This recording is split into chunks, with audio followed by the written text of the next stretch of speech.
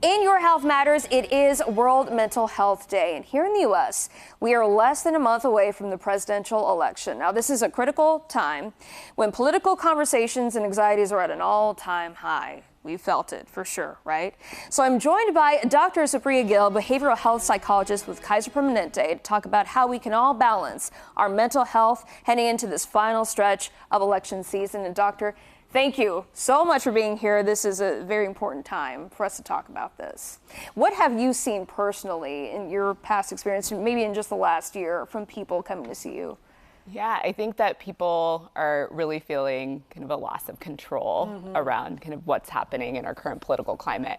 I think more so than ever, what we're seeing is that the polarization in our country right now is being magnified, both for people at home in terms of their relationships, in terms of how they're interacting with each other, how that impacts their kids, but also how that impacts relationships with friends, even at work, and the conversations they're engaging with. And the language that we're using, that matters, because people tend to get super aggressive and catastrophize what's going to happen with either outcome when it comes to November. And that definitely has an impact on our overall well-being, right? Yeah, that loss of control that I was mentioning and that catastrophizing can really get to us in terms of how we're functioning in our daily life and what we're choosing to engage with and not engage with. Absolutely. And when we have conversations like that about politics in the house where the kids are present, what does that do to them?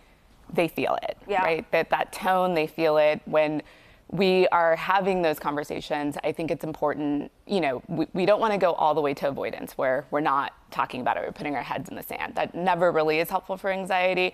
What we want to do is really be mindful and intentional of when there are differences, going into those conversations, understanding I might not change my mind, you might not change your mind, but I'm going to come into this conversation with curiosity. That can really help to shift that tone and to remove that avoidance. Yeah, I mean, we definitely need this because the holidays are also right around the time this election is coming up. So when we're at the dinner table with all these family members and stuff, politics do tend to come up. So what do you recommend people do when we do talk about politics with our family and friends at the table? Yeah, I think really kind of having that curiosity, or alternatively setting boundaries around conversations. If there are family members where this is not a conversation that will be productive, you can say, hey, can we talk about something else? It's really important, because we are in a loneliness crisis, to think about how can I connect with the people that I love and I care about. So it's not so much about I need to cut this off because I can't tolerate it. We have a lot of different identities and a lot of different ways that we can connect with our loved ones in ways that are meaningful. And lastly, Doctor, what would you recommend we do just for our personal mental well-being before this election cycle, to just try to maybe even take a break from watching the news, maybe when it comes to like these big political stories, because sometimes that just drives us completely crazy.